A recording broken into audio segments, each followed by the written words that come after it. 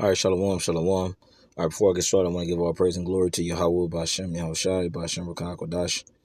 All right, double honors to our apostles, Elsgray, Millstone, and Shalom, Wakasah, Lahabakyar, which is peace and mercy to the elect throughout the four corners wherever it may be. I'm the brother Amar from the branch of GMS Cleveland. Coming back at you another video, Lord, and this be edifying to whomever may be watching.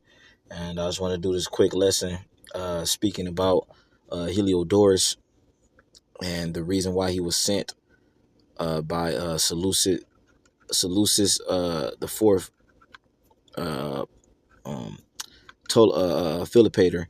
All right, the whole reason why he was sent, all right, which I'm going to get to it in a minute, was for a very particular reason. All right, so before I mention what that is, if you're not too familiar with the history, I'm going to go into some of it. I'm not going to go super deep. You can do some of that research on your own. I'm just going to mention some surface level stuff, and then I'll probably split up into two parts. So I'm going to start from this is the book of 2 Maccabees 3, start from 1. Now when the holy city was inhabited with all peace, and the laws were kept very well, because of the godliness of Onias the high priest and his hatred of wickedness, it says, it came to pass that even the kings themselves did honor the place and magnified the temple with their best gifts. It says, insomuch that Seleucus of Asia and of his old revenues bear all the cost of belonging to the service of the sacrifice. It says, but one Simon of the tribe of Benjamin, who was made governor of the temple, it says, fell out with the high priest. It says about disorder in the city. So Onias the high priest and Simon of the tribe of Benjamin, they were at disagreement. All right, and this is going to lead Simon to make a a decision that is not wise. All right. So it says, verse 5. It says, and when he could not overcome Onias, he got him to Apollonius. All right. It says the son of Thrasea. It says, who then was a governor of Syria and Phoenix. So he couldn't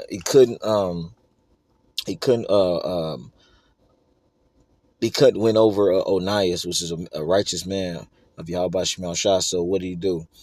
He sought out a man by the name of Apollonius. So it says, verse 6, and told him that the treasury in Jerusalem was full of infinite sums of money. Remember, the whole reason why he did this in the first place, because he fell out, or he had a disagreement, or he had an ought, or he had something against Onias, which, like I said, was a righteous man. Because Onias, remember, he hated wickedness. So I'm pretty sure if you read in between the lines, Simon of the tribe of Benjamin, he was probably trying to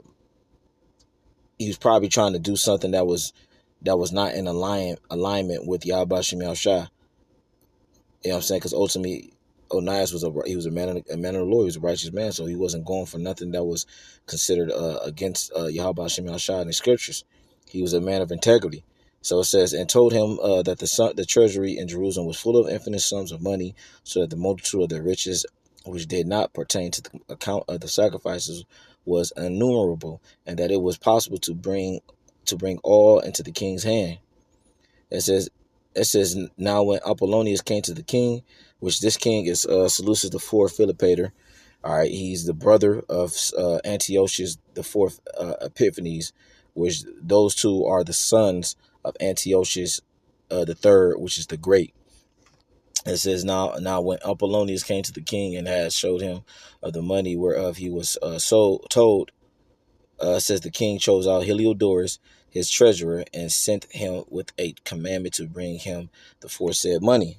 So verse 7 and around verse 13 is what we're going to get to. I'll pose the question: why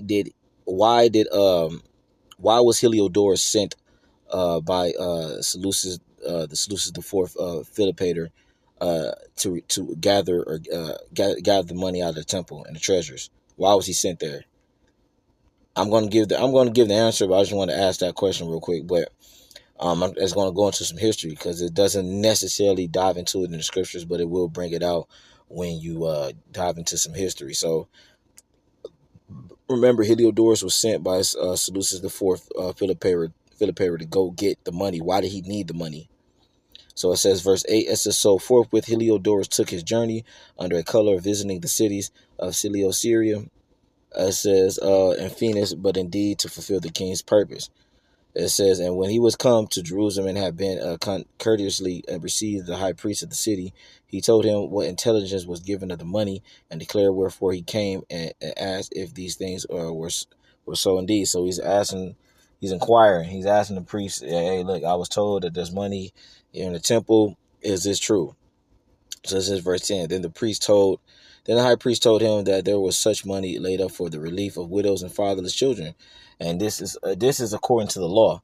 When you go back to the law, all right, you know, and in particular when you go when you gather in and you happen to leave some, you know, something falls out, and then you leave some for the widows and fatherless children and the sojourner. But they had it more down pat to where they had a temple in this case, and it was just filled with money and treasures to help out orphans and widows. All right, it says verse 11, and that some of it belonged to Hyrcanus son of Tobias. It says, a man of great dignity, and not as that wicked Simon hath misinformed. It says, the sum whereof in all was 400 talents of silver and 200 of gold. So when you do this math, right, I did it. I hate to go back to that. Well, I don't want to go back into all this, but when you do this, right, this says convert Old Testament weights, talents, and shekels into equivalent modern weights and values, and they give you the breakdown. Talent is the largest weight of mate. A talent is the largest unit of weight in Old Testament Israel. All right, was a talent, and then they tell you what a shekel. The other important unit of weight is the shekel. The Hebrew word is shequal, which should be shequal, which comes from the root word for weight. It says the shekel was also used to weigh gold and silver. It says, but also to weigh less valuable materials. Shekel weights have been discovered in Israel and denomination of 1, 2, 4, and 8 shekels. It says from weighing these, it has been estimated that a shekel was approximately 11.5 grams or 0.4 ounces. So when you do the the understanding of the shekels and whatnot, right? When it says they have 400 shekels, right? So this down here says calculate modern value from talents and shekels. So you do 400, all right, and just put it at 400 talents of silver. So you do that, and then you hit convert. So that's equivalent to 11 million, all right? Now, they had 200 talents of gold, and hit convert. Matter of fact, Salakia, I gotta put US. So US dollars, today's. So in today's term, back then they had 200 talents of gold, right? That's equivalent to 726 million. All right. So then they have 400 talents. They have 400 talents of silver. So that's 15 million. So 15 million talents of silver, what they had. And then we'll go back one more time. And then they had 726 million dollars worth of gold. So altogether, you know what I'm saying, you do the math, that's a little over what? That's damn near 740 million dollars worth in today's value. Man, that's a lot of money. All right, so that's the reason too why he was so thirsty to get that money, and I'm going to break it down too, and the reason why too, because it's going to go into it when you dig up the history. So anyway, they had damn near $740 million in today's term worth of gold and silver in that temple. So it says, and that it was altogether impossible that such wrongs should be done unto them that had committed it to the holiness of the place and to the majesty and invaluable sanctity of the temple, honored all over the world. So it says, verse 13. It says, but Heliodorus, because of the king's commandment given him, said that in any wise it must be brought into the king's treasury. It says, so at the day which he appointed, he entered into order this matter, wherefore there was no small agony throughout the whole city. So the reason why that commandment was given to him by Seleucus the fourth and Philopator was because of he owed he pretty much inherited his father's debt. All right, he inherited his father's debt, which his father once again is Antiochus III, also known as Antiochus the Great. His father fought in a battle called, when you look this up, I'm not going to go all to it. You can read it for yourself, but I'm just going to read a brief. Uh, hold on. Slakia. I'm going to read a brief a segment of it. So it said Battle of Magnesia. The Battle of Magnesia took place in either December 190 BCE or it says or January 189 BCE. It says it was fought, and when you look at the history, majority of scholars say 190 BCE. It says it was fought as part of the Roman Seleucid War, putting forces of the Roman Republic led by the consul Lucius Cornelius Scipio Asiaticus and the aligned kingdom of Pergamon under Hymenaeus II against the Seleucid army of Antiochus III the Great. So I'm trying to see and get a little bit more because I had articles pulled up, man. But just for the man, like I said, this is a lot of history. Like I said, you can look this up on your own. Um, to sum it up, man, it was a battle that took place between, like I said, the Roman Republic, and they gave you the names, the Scipios and his brother. All right, and then Antiochus III the Great. All right, now when you go through the history, Antiochus III the Great, he lost the battle. All right, and out of that, it was a treaty that was signed called the Treaty of Apamea, and I have that queued up right here too. The Treaty of Apamea. When you look this up briefly, all right, it says the Treaty of Apamea was a peace treaty conducted in 188 BC between the Roman Republic and Antiochus III, ruler of the Seleucid Empire. It ended the Roman Seleucid War. The treaty took place after the Roman victories of the Battle of Thermopylae at 191 BC, the Battle of Magnesia in 190 BC, and after Roman and Rhodanian naval victories over the Seleucid naval. So it says terms of the treaty. It says the treaty, including to Opimian, obliged Antiochus III to abandon Europe altogether and all of Asia west of the Tarsus Mountains. He had to surrender all the war elephants in his possession and was limited to 12 warships for the purpose of keeping his subjects under control. But he was allowed to build more if he was attacked.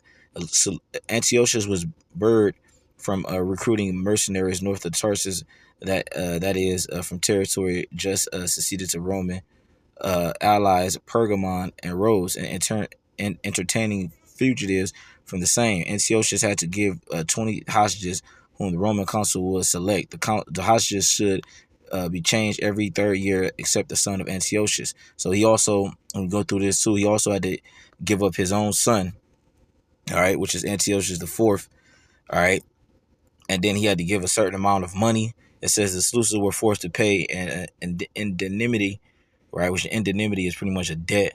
All right. It says 15,000 talents of silver of 15,000 talents of silver of debt, 500 Eubonic talents immediately, and then like I said, so it goes into all these circumstances that Antiochus III was subjugated to in order to end that war. All right. So going back to the point, and Second Maccabees, the third chapter, the seventh verse, the reason why Seleucus the fourth told him Philopator, which is the son of Antiochus the third the Great, sent Heliodorus to go get that money because he inherited that indemnity, that debt that his father inherited because he lost that battle, the Battle of Thermopylae and the battle, mainly the Battle of Magnesia. All right. And like I said, he had to pay the $15,000 worth of silver every for 12 years. Right. So the Seleucid Empire was pretty much in debt. So long story short, he sent Heliodorus to gather that money so he can pay off that debt, so he can pretty much try to rebuild the Seleucid Empire. You know what I'm saying? So like I said, I'm probably still gonna do a part two. But right now I'm gonna end it. You know what I'm saying? Cause I got some more. I got somewhere I gotta be. But Lord willing, I get back to it with that. I'm gonna give all praise and glory to Yahweh by Shem Shai, by Shem Kadash. Double honors to the Apostle Ezra Milson. Shalom.